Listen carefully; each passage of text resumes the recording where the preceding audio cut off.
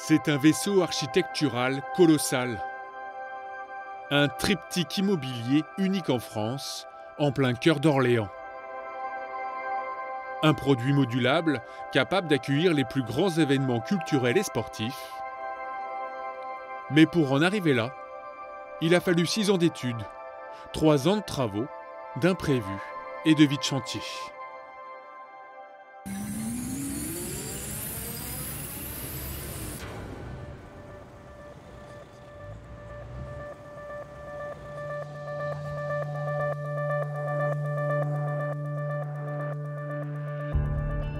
Commettre ce projet qui est né d'une ambition, qui est né du fait que sur Orléans, on a besoin d'équipements de cette nature pour que notre ville, notre département, notre région, notre pays puissent rayonner. 12 septembre 2019, l'ex-président de la métropole, truelle à la main, Olivier Carré, pose la première pierre d'un projet gigantesque.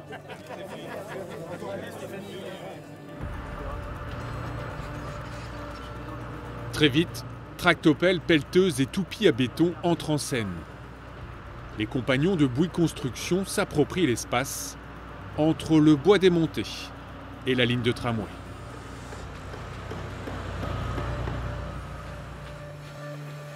À 70 mètres de haut, Mehdi prend place dans sa cabine.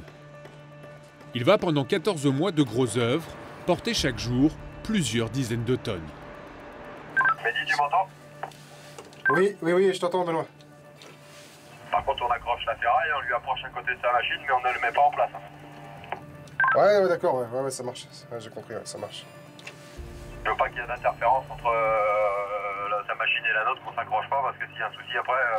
Ok, ça marche.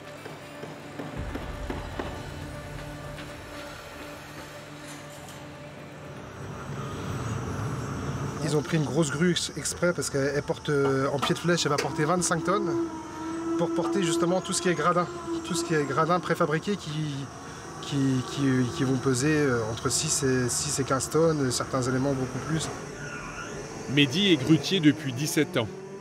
Alors être à la manœuvre d'une des plus hautes grues d'Europe, sur le plus grand chantier de la région, ça donne forcément des frissons. C'est un plaisir parce qu'avant tout, du coup, on est beaucoup de monde sur les gros chantiers, on est pas mal de compagnons. Du coup, c'est important de créer une bonne cohésion d'équipe avec les gars et ça me plaît, ces gros chantiers où il y a plein de grues parce que j'aime la grue. Au pied des grues, justement, les travaux de terrassement sont en cours d'achèvement.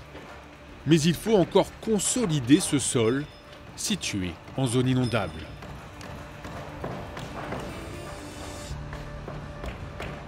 Des fondations sont donc réalisées avec des pieux en béton coulé dans des cavités d'une dizaine de mètres. Sans appliquer cette méthode, le terrain ne pourrait supporter le poids monumental de l'édifice.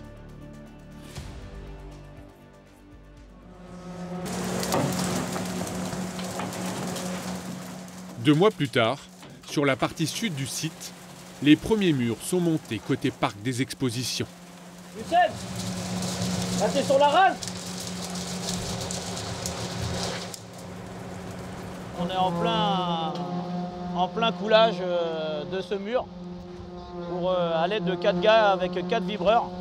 Mon rôle, c'est de faire l'avancement, que les gars ne cherchent pas le travail. Je fais l'avancement, je trace toutes les ouvertures, je m'occupe de la ferraille.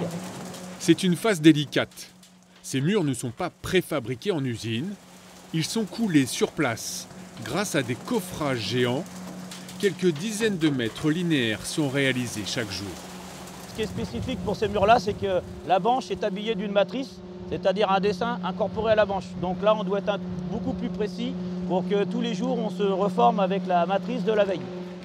Ce mur strié vertical est l'une des signatures des architectes. Ils ont utilisé une pirouette technique pour valoriser la façade.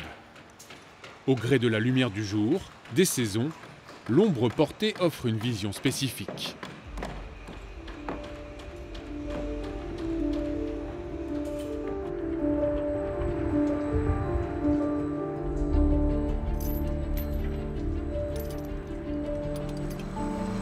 Avance encore, Sofiane, avance, avance, avance s'il te plaît. L'hiver se termine. Pluie, vent, froid, les compagnons ont souffert des conditions météorologiques. Mais le timing est respecté. À cet instant, le chantier est un immense mécano déployé. La ferraille côtoie les échafaudages, les coffrages bois.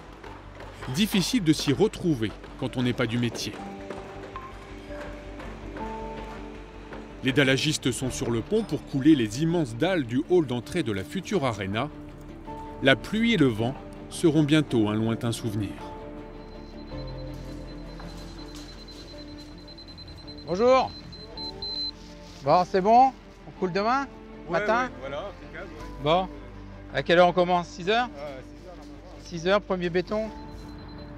On vérifie l'altimétrie pour être sûr que cette surface va bien être de niveau avec celle qui a déjà été réalisée. Un homme veille au bon déroulement de ces opérations depuis le tout premier jour.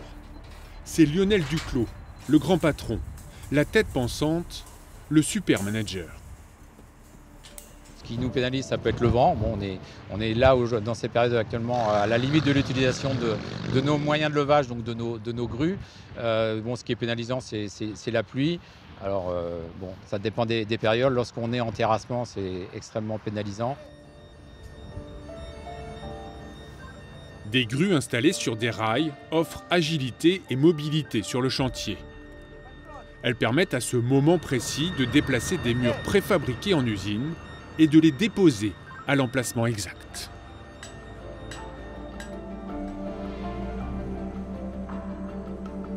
C'est un assemblage mixte. On a à la fois ce qu'on appelle du béton coulé en place, donc au travers de coffrage de banches. Donc ça, pour les parties qui sont à l'extérieur et principalement cintrées, et les parties droites. Et ça, c'est préfabriqué, alors pas très loin d'ici, en région centre, à Chartres. Coffrage à bancher, murs préfabriqués, le béton est omniprésent sur le site. Et certaines finitions sont même faites à la truelle. Systématiquement, même quand un voile il est bien coulé, le béton il a bien été vibré, il y a toujours des petites choses à faire. Comme là par exemple, on a mis des cônes avec des tiges. Donc après on vient mettre une carotte et on vient le reboucher, c'est une étape indispensable.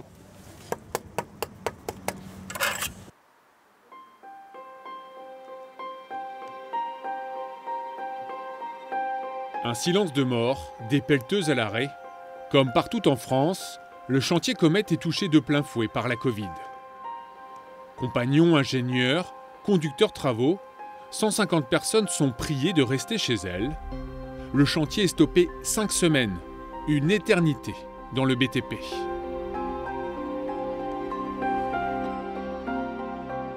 Précautions d'usage prises, mesures sanitaires mises en place, le chantier reprend fin avril. Le port du masque en permanence, là en plus on a des chaleurs, donc là ça va peut-être être un peu compliqué. Le chantier tourne au ralenti. Entre 10 et 20 compagnons sont de retour les 2 premières semaines, un chiffre dérisoire. 6, c'est bon, je te donne ton masque. La priorité des priorités, c'est avant tout de reprendre dans d'excellentes conditions, de façon sécurisée et efficace.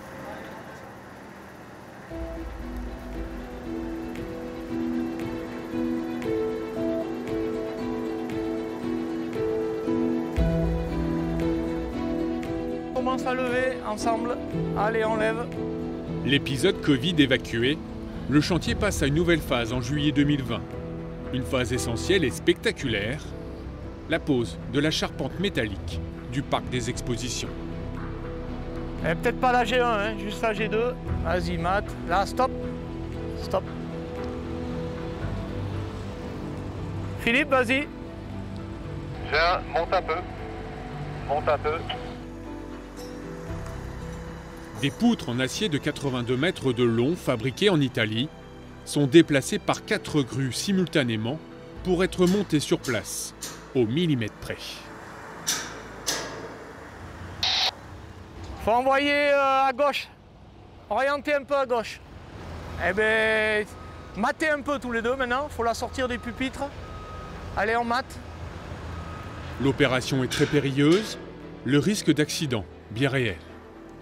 Ça y est, là. C'est dans la poche. c'est un beau chantier, oui. Ça commence à faire, oui. Et en quoi il est exceptionnel? Ah ben la portée, le poids. Oui, ça fait un beau chantier, on n'en fait pas tous les jours. À 100 mètres de là, dans la future Arena, l'enceinte de 10 000 places, les travaux se poursuivent avec le coulage du mur des étages. Nous retrouvons Mehdi dans sa cabine. Il n'a pas le temps de profiter de la vue cette fois. Il doit rester concentré sur sa mission du jour. Heureusement, la technologie est là pour l'assister. Cette caméra, elle me sert à regarder partout sur le chantier quand je ne suis pas en visibilité, derrière les murs. Et surtout aussi pour me mettre, comme ça se passe là, tu vois, là je suis derrière un mur, je ne vois pas ce qui se passe, du coup je m'en sers. Et aussi pour mettre à l'aplomb, juste au-dessus des gars. Je sais que je suis parfaitement à l'aplomb, c'est un gage de sécurité et vraiment une bonne aide à la conduite. J'ai jamais fait un chantier aussi gigantesque que celui-ci et autant médiatisé. J'ai commencé par faire quelques photos du chantier lui-même, parfois avec des vues sur le ciel, sur un beau ciel, et en fait, je me suis pris au jeu. J'ai les gens qui me suivent sur les réseaux qui ont commencé à me faire des beaux commentaires en me disant « magnifique lever de soleil ».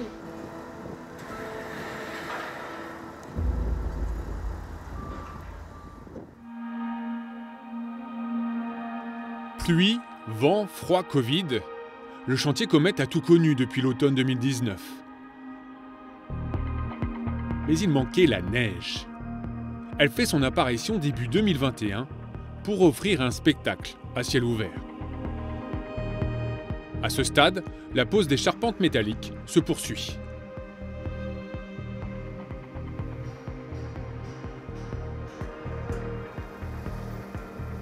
Sur les joues des édifices, les habillages extérieurs sont posés délicatement, des tôles ondulées en acier galvanisé, rappelant le fleuve royal.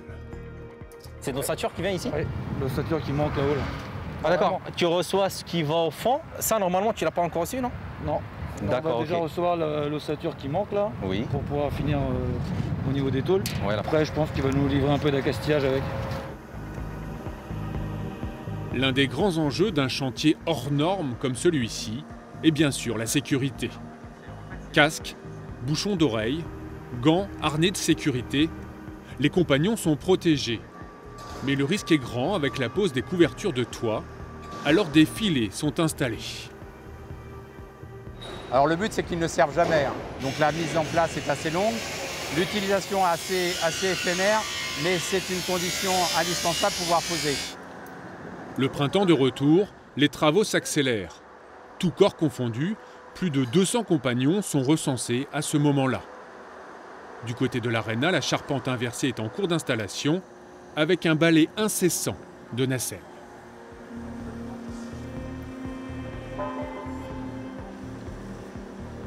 Seul souci à dénombrer en coulisses à ce moment-là, la pénurie de matériaux. Mais cela ne va pas empêcher une autre opération sensible de se dérouler par une nuit d'octobre. L'implantation de l'impressionnante passerelle piétonne.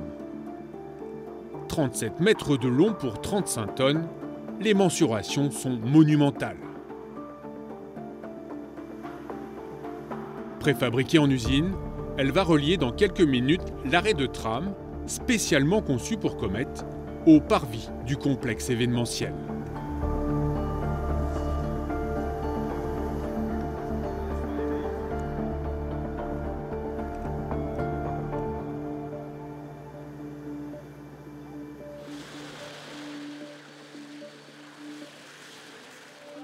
Deux mois plus tard, à quelques jours de Noël, la grande dalle de béton de l'Arena est coulée. Oh, diz que é para tirar aí umas mestras, ó padre. Tirar aí umas mestras. Il est 17h. Le sous-traitant portugais travaille d'arrache-pied. Les ouvriers vont rester toute la nuit pour tirer le béton à l'aide d'un hélicoptère, jusqu'à l'obtention d'une surface parfaitement lisse. Place à un nouveau balai.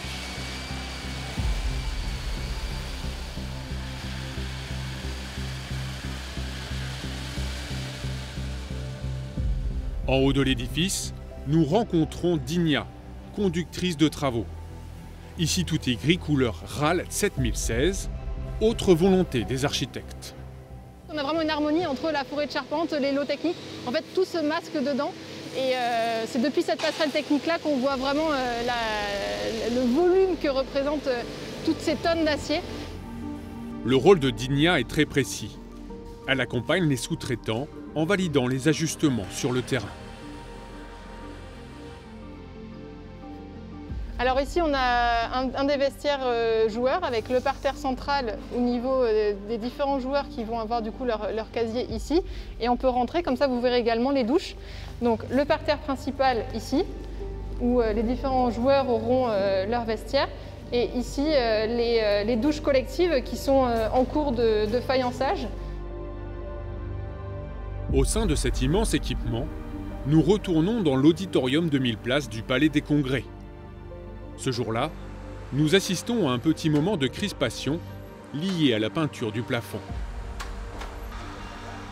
T'imagines si en acoustique on n'a pas le truc, on est une salle symphonique. Hein. Ah ouais. Ils ont mis, je te rappelle qu'ils ont payé 3,5 millions de plus. Hein.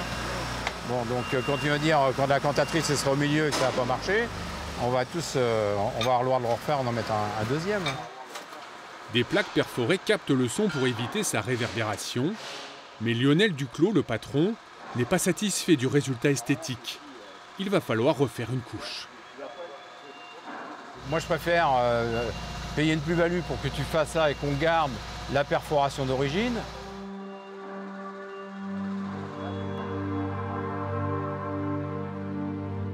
À l'opposé, la livraison du parc des expos est prévue dans quelques jours. En attendant, il faut encore installer de grands rideaux rigides, 80 mètres de long sur 6 mètres de hauteur. Ce mur mobile va permettre de compartimenter le parc des expositions et d'accroître sa modularité. Donc c'est vraiment un maître mot ici. Ces 16 000 mètres carrés vont pouvoir être divisés en différentes cellules, ce qui permet une grande souplesse dans l'organisation de salon. On a un affaiblissement acoustique de 50 dB. Quand on assemble les panneaux, en fait, les joints permettent d'avoir la coupure acoustique. Et une fois que le panneau est en place, on a un système de verrouillage. Après 3 ans de travaux, après 3 ans de labeur, c'est l'heure des derniers réglages, des ultimes finitions.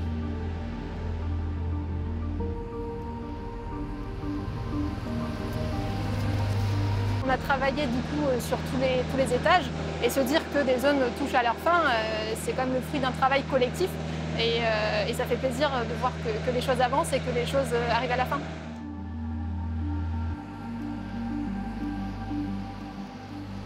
Plus on se rapproche de la fin, plus on le voit se mettre en place. C'est un côté extrêmement exaltant, une certaine pression aussi parce qu'on a un délai à respecter, mais c'est plus effectivement une exaltation de le voir se terminer et bien terminer. Reste à fêter la fin des travaux, avec le bouquet final. La mise en lumière du complexe Comète. Un spectacle féerique. Une ode au voyage. Ce bâtiment, il va vivre d'une multitude de vies. Chaque soir va être différent. Chaque événement sera complètement différent du précédent.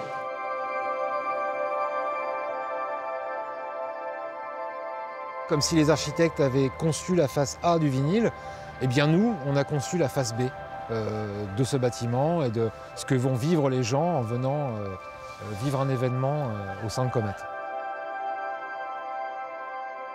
Jacques Ferrier, l'un des architectes bâtisseurs, savoure l'instant présent, cette douceur nocturne, en rappelant l'intention initiale.